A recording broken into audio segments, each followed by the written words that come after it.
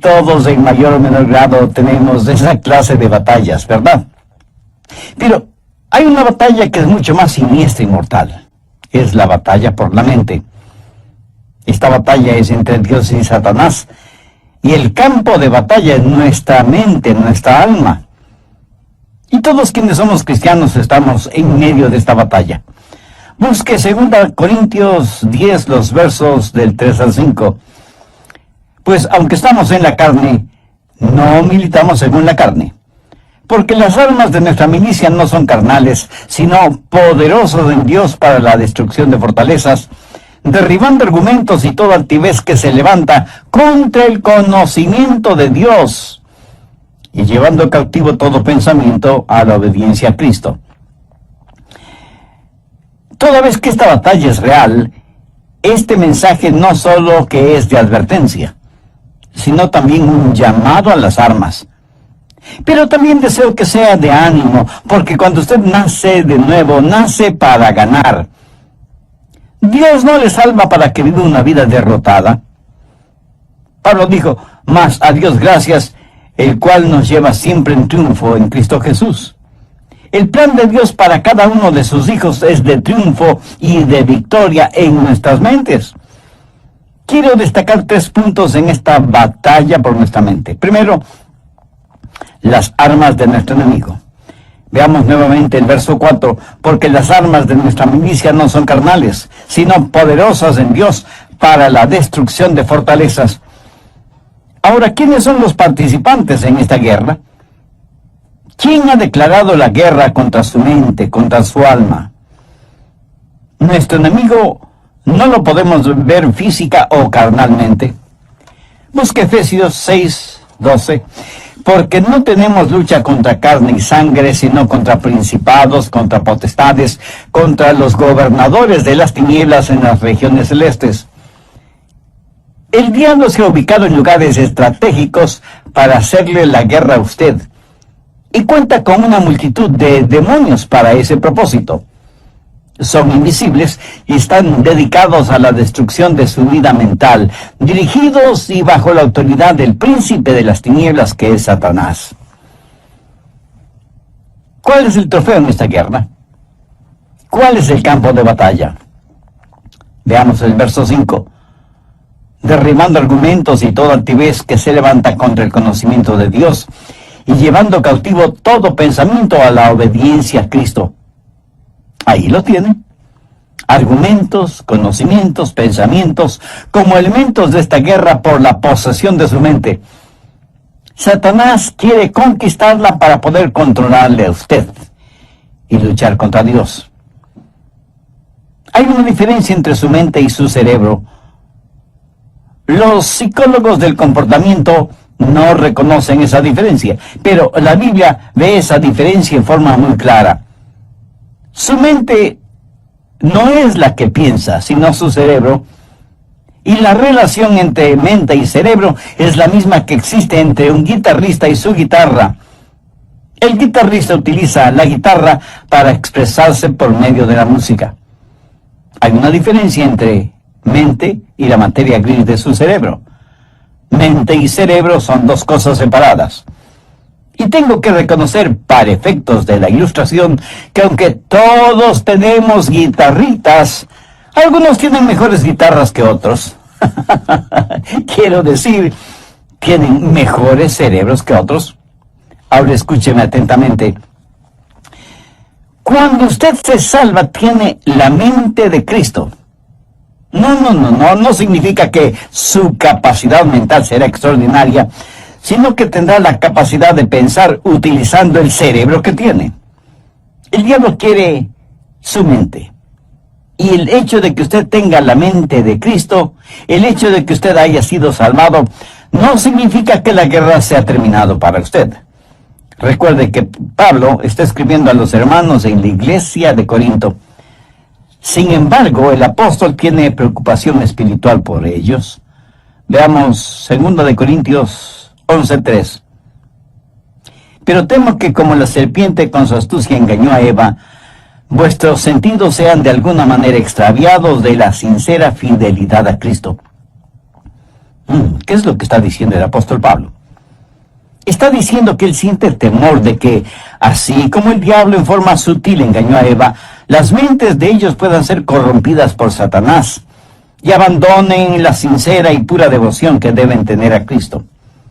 El diablo pues quiere corromper su mente y tratará de evitar por todos los medios posibles el que usted tenga la mente de Cristo. Y Pablo está tratando a los hermanos en Corinto como si fueran sus hijos. Mire lo que dice en el verso 2 del capítulo 11, segunda de Corintios. Porque os celo con celo de Dios, pues os he desposado con un solo esposo, para presentaros como una virgen pura a Cristo. Ahora, ¿qué significa esto de celo de Dios? Usted sabe, los celos pueden ser buenos o malos. Hay un celo que puede destruir, y hay un celo que protege a aquellos que amamos. Los esposos, por ejemplo, deben ser celosos de tener una devoción pura por su esposa, por sus hijos. Y lo mismo es con las esposas en su devoción hacia su esposo e hijos. El celo protector mutuo es necesario dentro del hogar.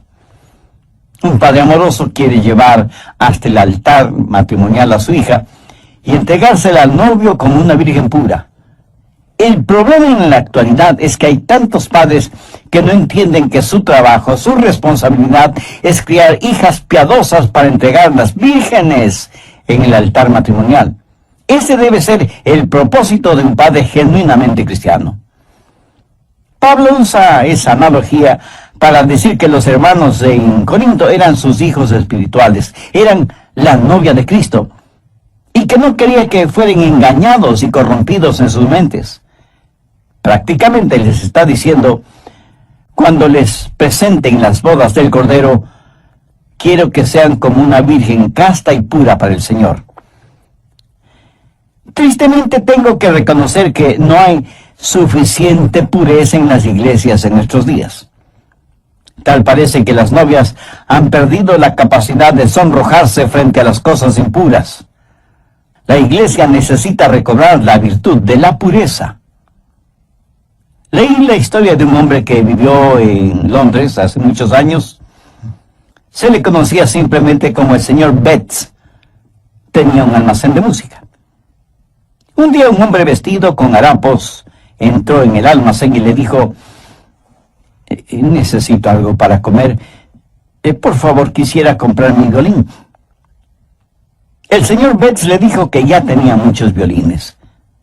Pero el harapiento insistió, es que estoy verdaderamente necesitado. Por favor, cómpreme el violín. El señor Betts le compró el violín, por lo que en Londres hubiera sido el equivalente de $5.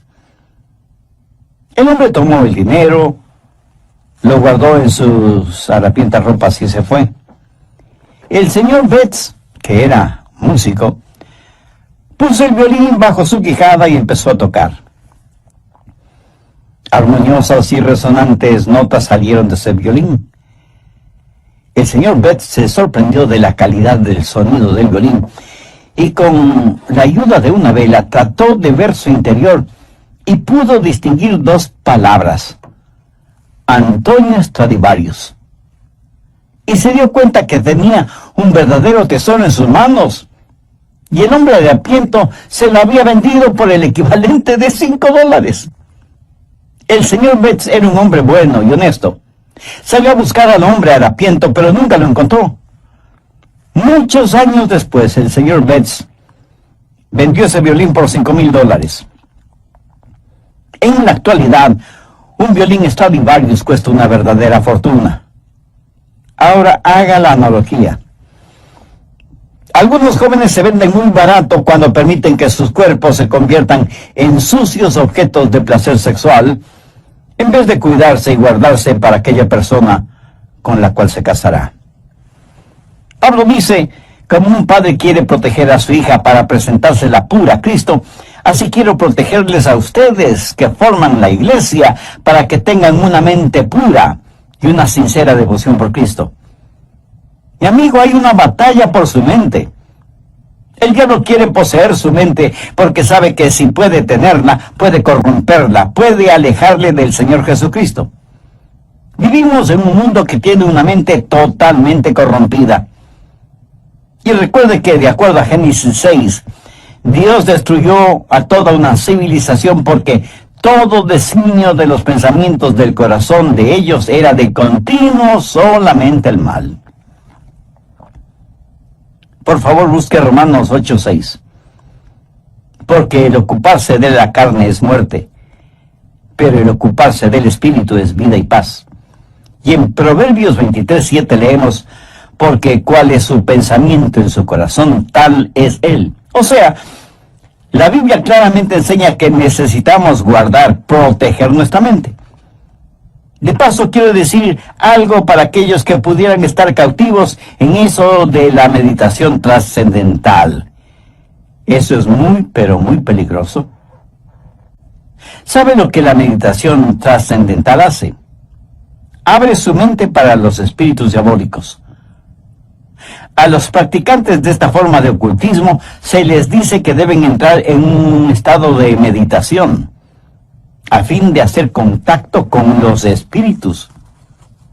Mi amigo, eso es como irse por la noche a la cama después de abrir todas las ventanas y todas las puertas y esperar para ver qué o quién entra en su casa. Y usted dice, espero esta noche hacer contacto. Sí, a lo mejor hace contacto, pero con espíritus diabólicos. Su mente debe estar fija, firme en el Señor Jesucristo. El profeta Isaías dijo, tú guardarás en completa paz a aquel cuyo pensamiento en ti persevera. El diablo quiere su mente para continuar con su guerra contra Dios. Y Dios quiere su mente porque es por medio de ella que Dios le habla, le alcanza. Busque Efesios 4, los versos 17 y 18. Recuerde que Pablo escribió esta carta a los hermanos creyentes y les dice, esto pues digo y requiero en el Señor, que ya no andéis como los otros gentiles, que andan en la vanidad de su mente, teniendo el entendimiento entenebrecido, ajenos a la vida de Dios, por la ignorancia que en ellos hay, por la dureza de su corazón. Cuando Dios se comunica con usted, lo hace a través de su mente. En la actualidad tenemos a personas que van a los servicios de adoración y ponen todo su énfasis en el emocionalismo. Permítame decir que Dios no se comunica por medio de sus emociones, porque las emociones son la parte más superficial de su naturaleza. La salvación es el trabajo profundo de Dios. La gente se emociona con el ritmo de la música, se les pone la piel de gallina y dicen que han tenido una experiencia con Dios, cuando la verdad es que solo han tenido un hipo emocional. Dios se comunica por medio de la mente, y no estoy hablando de un racionalismo o intelectualismo, hablo de que Dios se revela en su mente, y que Dios nos cambia empezando con nuestra mente. En Efesios 4:23 Pablo dice, y renovaos en el espíritu de vuestra mente. Ahora, ¿cómo Dios le renueva a usted? En el espíritu de su mente. Usted puede cambiar su forma de vivir, cambiando su forma de pensar. Por eso en Romanos 12:12 el apóstol dice, no os conforméis a este siglo, sino transformaos por medio de la renovación ¿de qué? De vuestro entendimiento. Y aquí la palabra entendimiento significa mente. O sea que Pablo está diciendo que debemos ser transformados por medio de nuestra manera de pensar. Dios se comunica con usted por medio de su mente. Dios le cambia por medio de su mente. Y Dios le controla por medio de su mente. Recuerde lo que dice Romanos 8:6. Porque el ocuparse de la carne es muerte, pero el ocuparse del espíritu es vida y paz. Dios nos controla cuando le permitimos que controle nuestra mente. Y eso es exactamente lo que quiere hacer Satanás, controlar nuestra mente para poder controlarnos a nosotros. Por lo tanto, la batalla por nuestra mente es real. Segundo, la debilidad de nuestra carne. Y es muy importante el entender esto. En nuestra propia carne, todos somos débiles. 2 Corintios 10:3 dice, pues aunque andamos en la carne, no militamos según la carne. En otras palabras, su carne, o sea, su estado natural, de ninguna manera tiene lo que se requiere para tener un proceso mental correcto. Y porque vivimos en la carne, todos tenemos problemas, desilusiones, enfermedades. Todos experimentamos las cosas mundanas de la vida. Y no piense que porque usted es ya salvo, va a vivir en un planeta diferente, inmune a las realidades de la vida en la tierra. Algunas personas se encierran en monasterios pensando que así vivirán vidas santas. Se cuenta de un hombre que decidió entrar en un monasterio cuya regla principal era el silencio. Podían decir solo 2 palabras al año. Al cumplir el primer año fue llamado por el superior del monasterio, quien le dijo, ya tienes un año aquí y puedes decir tus 2 palabras. Y el hombre simplemente dijo, cama dura. Después del segundo año, sus 2 palabras fueron, mala comida. Al tercer año y frente a su superior dijo, me voy. Y su superior le contestó, está muy bien que te vayas porque en los 3 años que has estado aquí, lo único que has hecho es quejarte. Aunque vivimos en la carne, no es contra los partidos políticos, ni contra la oficina de impuestos, ni contra Hollywood, ni contra suegros, especialmente las suegras. La batalla de la mente es contra Satanás, y usted nunca podrá ser más listo que el diablo. Él se burla de nuestros esquemas, ridiculiza nuestras organizaciones, y aunque muchas personas piensan que esta batalla puede ser ganada por medio de la educación, eso no es cierto. Ahora escúcheme, de ninguna manera yo estoy en contra de la educación. Pero si usted educa a una persona que no conoce al Señor Jesucristo, lo único que hará es tener una persona más peligrosa, porque seguirá siendo un diablo, pero bien educado. Antes de ser salvo, yo tuve un amigo que era alcohólico y asistió a varios programas para rehabilitarse, pero luego aceptó al Señor Jesucristo como su Salvador, y esto es lo que él me compartió. Yo asistí a esos programas sin conocer al Señor Jesucristo. Era un borracho consuetudinario, y de esos programas salí siendo todavía un borracho, pero ahora tenía educación. ¿Lo ve? La educación no es la respuesta. Pero tampoco la legislación es la respuesta para la mente. Las armas de nuestra guerra no son carnales. ¿Cree usted que las leyes pueden controlar la forma de pensar de los seres humanos? En la actualidad estamos tratando de tener leyes para controlar lo que pensamos. La ley castigará toda manifestación de odio, verbal o físico. Sin embargo, ninguna legislación puede obligarnos a amarnos unos a otros o a odiarnos unos a otros. Las leyes solo pueden restringir la maldad, pero no pueden impulsar la bondad. Así que ni la educación ni la legislación son la respuesta. El medio ambiente tampoco es la respuesta. Pablo dice que las armas de nuestra guerra no son carnales, y la educación, la legislación y el medio ambiente son métodos carnales. Esas son cosas que la gente puede hacer sin el Señor Jesucristo. ¿Cree que si usted tiene un mejor medio ambiente, eso cambiará su manera de pensar? Bueno, solo quiero que recuerde que Adán y Eva se metieron en problemas estando en el jardín del Edén. Y usted no puede pedir mejor medio ambiente que ese, ¿no le parece? Sin embargo, ellos fueron engañados porque Satanás manipuló sus mentes. En una institución mental estaban tratando de determinar si ciertos pacientes estaban listos para ser dados de alta. Los pusieron en un cuarto abrieron las llaves del lavabo hasta que el agua se desbordó, les dieron unos trapeadores y les dijeron que debían limpiar el cuarto. Si ellos empezaban a usar los trapeadores sin cerrar las llaves del agua, no estaban listos para ser dados de alta.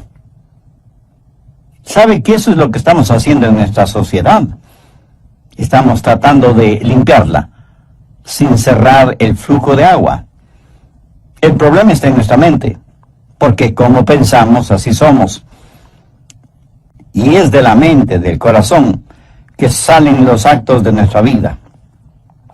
En Lucas 6:45 leemos: el hombre bueno del buen tesoro de su corazón saca lo bueno, y el hombre malo del mal tesoro de su corazón saca lo malo, porque de la abundancia del corazón habla la boca.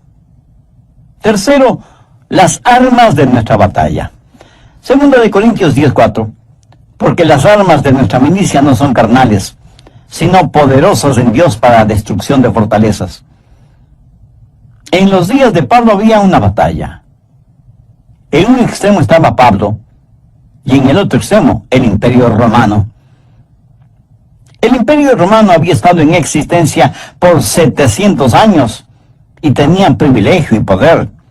Tenía sus legiones romanas, una poderosa fuerza naval, el Senado romano, la ley romana, y parecía que toda la maldad del imperio estaba atrincherada en Corinto, en las mentes y corazones de la gente. Todo esto en contra de Pablo, pequeño judío, pero con un corazón lleno de Jesús, declarando la guerra a toda esa maldad. ¿Quién ganaría esa pelea? Pablo. ¿Cómo? No con armas carnales.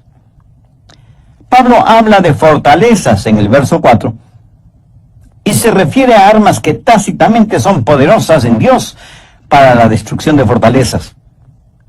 Las murallas de esas fortalezas iban a ser derrumbadas. ¿Qué clase de resistencia hubo en los corazones y mentes de los corintios entonces y en la actualidad en nosotros? Arrogancia, ignorancia, desesperación. Todas estas son fortalezas de maldad. Y dentro de cada fortaleza, los demonios trabajan en la mente en forma muy organizada, movilizando los ejércitos infernales para hacer más fuerte la resistencia. Sin embargo, Pablo dice que esas murallas se desmoronarán.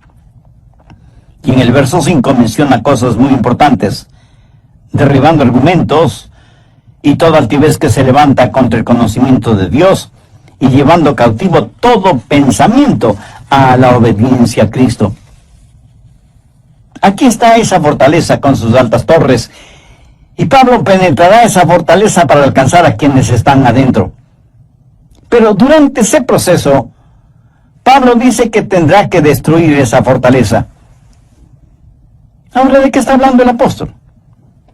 No está hablando de inteligencia, sino de intelectualismo, de sofisticación mental. Pablo sabe que dentro de esas fortalezas hay personas que están cautivas, y él iba a capturar a esos cautivos para traer todo pensamiento cautivo que estaba secuestrado por Satanás a la libertad de la obediencia a Cristo. Y él no iba a pelear confiando en su fortaleza física, que no la tenía, ni en armas carnales convencionales, que son inefectivas en esta clase de guerra, sino que declara: porque las armas de nuestra milicia no son carnales, sino poderosas en Dios para la destrucción de fortalezas. Pablo dice: las armas de nuestra milicia. ¿Y cuáles son esas armas? En primer lugar, la soberanía de su comandante. Mire lo que dice en el verso 7. Miráis las cosas según la apariencia. Si alguno está persuadido de sí mismo que es de Cristo, esto también piense de sí mismo, que como Él es de Cristo, así también nosotros somos de Cristo. En otras palabras, Pablo dice que pertenecemos a Cristo. Él es nuestro comandante supremo. En Potsdam, durante la guerra, los japoneses le dijeron a Inglaterra y a los Estados Unidos que no se rendirían. Los aliados le dijeron a Japón: si no se rinden, les eliminaremos, les haremos desaparecer. Iremos contra ustedes con fuerza devastadora. Los japoneses dijeron, pelearemos contra ustedes. Las fuerzas aliadas bombardearon Hiroshima y Nagasaki con las primeras bombas atómicas utilizadas en la guerra. Los japoneses se rindieron después de que prácticamente casi fueron borrados de sobre la faz de la tierra. Satanás ha estado tratando de hacer hasta lo imposible para ganar esta guerra que tiene contra Dios. Cuando el Señor Jesucristo murió en el Calvario, fue como si hubiera dejado caer una bomba atómica sobre el diablo. Jesús dijo, ahora es el juicio de este mundo, ahora el príncipe de este siglo será echado afuera. Pero Jesús no solo es nuestro comandante supremo, sino que en segundo lugar tenemos su autoridad para hacer aquello que nos ha mandado hacer. En el verso 8 Pablo dice, porque aunque me gloría algo más todavía de vuestra autoridad, la cual el Señor nos dio para edificación y no para vuestra destrucción, no me avergonzaré. Aquí el apóstol está hablando de autoridad. ¿Pero qué es autoridad? Es el derecho legal de actuar en representación de otra persona.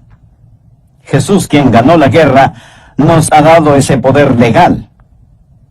David con su pequeña onda y Dios se enfrentó al gigante Goliat y lo mató. Yo francamente preferiría tener una pequeña onda y la ayuda de Dios que la espada de Goliat sin Dios. Jesús nos da esa autoridad. Anote al margen Lucas 10, los versos 19 y 20, que registran las siguientes palabras del Señor Jesús. He aquí os doy potestad de hollar serpientes y escorpiones, y sobre toda fuerza del enemigo, y nada os dañará. Pero no os regocijéis de que los espíritus se os sujeten, sino regocijaos de que vuestros nombres están escritos en los cielos. Jesús dice que como hijos suyos tenemos poder, tenemos autoridad sobre todas las huestes diabólicas, pero que no debemos envanecernos ni regocijarnos por eso. No debemos ser orgullosos de tener esa autoridad, sino que nuestro gozo verdadero debe ser el saber que nuestros nombres están escritos en los cielos. Escúcheme, no es cuánto sabe usted sobre el diablo lo que le libera. Es su conocimiento del Señor Jesucristo lo que le dará la verdadera libertad. No hemos sido llamados a ser creyentes cazadores de fantasmas espirituales. La Biblia dice que debemos resistir al diablo, no que debemos cazarle. Así que no solo tenemos que entender, en primer lugar, que tenemos un soberano que es nuestro comandante, y en segundo lugar, que tenemos su autoridad para llevar a cabo sus órdenes, y en tercer lugar, que hay la certeza de nuestro valor, de nuestro coraje, de nuestra osadía espiritual. Veamos una vez más 2 Corintios 10, los versos del 8 al 11. Porque aunque me gloríe algo más todavía de vuestra autoridad, la cual el Señor nos dio para edificación y no para vuestra destrucción, no me avergonzaré, para que no parezca como que os quiero amedrentar por cartas. Porque la verdad, dicen, las cartas son duras y fuertes, mas la presencia corporal débil y la palabra menospreciable. Eso tenga en cuenta tal persona, que así como somos en la palabra por cartas, estando ausentes, lo seremos también en hecho, estando presentes. ¿Qué motivó a Pablo a escribir estas palabras? Bien, veamos brevemente el trasfondo del asunto. Algunas personas decían que Pablo siempre estaba escribiendo cartas duras y fuertes, pero que cuando él estaba presente tenía más bien un carácter débil. Decían, el león no es tan feroz como lo pintan. Y Pablo tiene que asegurarles que tanto como era fuerte y duro en sus cartas, lo mismo sería en forma personal cuando estuviera entre ellos. Pero les dice algo más. que pertenecía a Cristo y que Cristo había ya ganado las batallas por él, que Cristo mismo le había dado autoridad y que debido a esas circunstancias tenía el valor y el poder para ganar esta batalla de la mente. Por favor, escúcheme con atención. Lo que usted piense, eso es lo que será. Chuck Swindoll está en lo correcto cuando afirma que la actitud de una persona lo es todo. Una vez que usted ha recuperado la fortaleza de su mente, necesita de inmediato protegerla, resguardarla. En Proverbios 4:23 leemos: sobre toda cosa guardada, guarda tu corazón, porque de él mana la vida. En los aeropuertos de las más grandes ciudades metropolitanas del mundo, las medidas de seguridad son realmente impresionantes. Sensibles detectores metálicos avisan al personal correspondiente si usted tiene en sus bolsillos llaves, monedas o cualquier otro objeto metálico. Detectan anillos, aretes, collares, pulseras, relojes. Y en la actualidad las cámaras de rayos X pueden ver la totalidad del cuerpo humano, por si alguien trata de llevar oculto entre su ropa íntima algún objeto o sustancias prohibidos. A veces pienso que sería formidable el tener esos sofisticados detectores a la entrada de las iglesias para detectar el pecado. Pero si tal cosa fuera posible, estoy seguro que nadie quisiera entrar en las iglesias, ni siquiera sus pastores. En Filipenses 4:8 Pablo dice: por lo demás, hermanos, todo lo que es verdadero, todo lo honesto, todo lo justo, todo lo puro, todo lo amable, todo lo que es de buen nombre, si hay virtud alguna, si algo digno de alabanza, en esto pensad. Dios nos hizo de tal manera para que no podamos pensar en dos cosas distintas al mismo tiempo. Permítame explicar de esto. Si usted está pensando en algo que es bueno y correcto, de ninguna manera puede pensar al mismo tiempo en algo malo e incorrecto. Y usted no tiene que ser inteligentísimo para ver la lógica de esta declaración. Y aunque ya lo he mencionado varias veces, usted es lo que piensa. Proverbios 23:7 dice: porque cuál es su pensamiento en su corazón, tal es él. Proteja su mente. Tenga al Señor Jesús como el punto central de su mente. No permita que el diablo le robe la devoción de su corazón puro hacia el Señor Jesucristo. Viva permanentemente enamorado de Jesús y jamás se avergüence de confesar su amor por Él. ¿Se avergüenza usted de confesar su amor, de declarar su amor por la persona que verdaderamente ama? Estoy seguro que no. Cuando sus pensamientos, su corazón están enfocados, centralizados en el Señor Jesucristo, ya no habrá espacio para pensamientos sucios, lujuriosos, malvados, orgullosos, pervertidos, que constantemente nos bombardean. Y si alguien me pregunta: Pastor Rogers, ¿cómo empiezo todo ese proceso? Bueno, gracias por su honesta pregunta. Debo empezar diciéndole lo siguiente: comience entregando su corazón a Jesucristo. Pablo en 2 Corintios 4:4 dice: en los cuales el Dios de este siglo cegó el entendimiento de los incrédulos, para que no les resplandezca la luz del Evangelio de la gloria de Cristo, el cual es la imagen de Dios.